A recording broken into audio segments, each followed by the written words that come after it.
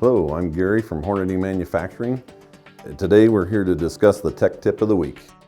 We're going to be looking at the cam lock bullet puller today, and we're going to do the setup of pulling some .308 Winchester bullets. One of the main reasons why we would need to be pulling bullets from a cartridge would be if we happened to have done a ladder test for a load development of a particular cartridge, and we have gotten to a pressure level that is exceeding the limits of our particular rifle and cartridge.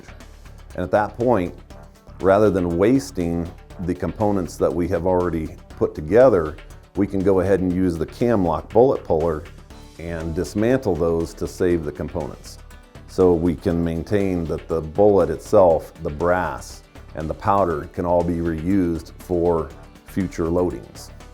All right, now we're ready to assemble the cam lock bullet puller die.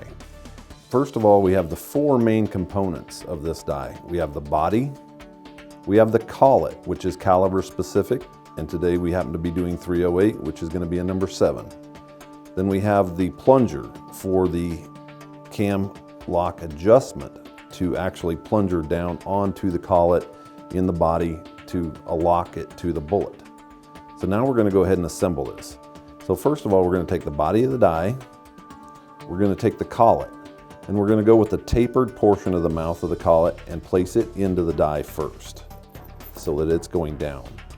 Then we're going to take the plunger for the cam adjustment and place it inside the body. Then we're going to bring the two together and we're going to slightly start this. We're going to give it about 2 threads of beginning adjustment, because at this point we're going to go to the press and make our final adjustments on the press for camming over on the bullet. So now that we have our die pre-assembled and ready to go into the press, we're going to go ahead and take our cam lock bushings, which are designed for the Hornady AP and single stage presses, and drop it into the female bushing of the press and give it the quarter turn to lock it into position. Once we have that into position, it's ready to accept the die. We also have our number 1 shell holder in position of the ram, which is the correct Hornady shell holder for a .308 Winchester cartridge. We're then going to go ahead and take our die, our cam lock bullet pulling die, and start it into the female bushing of the press. We're going to start it with just a few threads, 2 to 3 threads into the bushing. We're going to go ahead and hold it in that position. We're going to go ahead and take our loaded cartridges and we're going to place it into the shell holder, and we're going to bring our ram to an upmost position, and you're going to feel a resistance where it's going to want to stop. That stopping point is the actual collet coming up against the mouth of the case. From that point, we're going to go ahead and know that we have at least a 90-degree angle with our handle of the press. We're going to go ahead and set our lock ring, because the body of the die itself is low enough in the head. Once we go ahead and thread that down, we can go ahead and take our Allen wrench and tighten the screw to hold that position. Now, in order to figure out where we need to be for the camming position, we're going to go ahead and leave the jam net loose for the adjuster. We're going to start threading this down. At some point we're going to feel a stopping point, which is actually going to be the collet coming tight to the mouth of the die.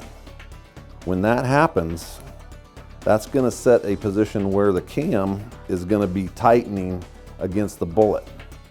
So right there we've come to a stop.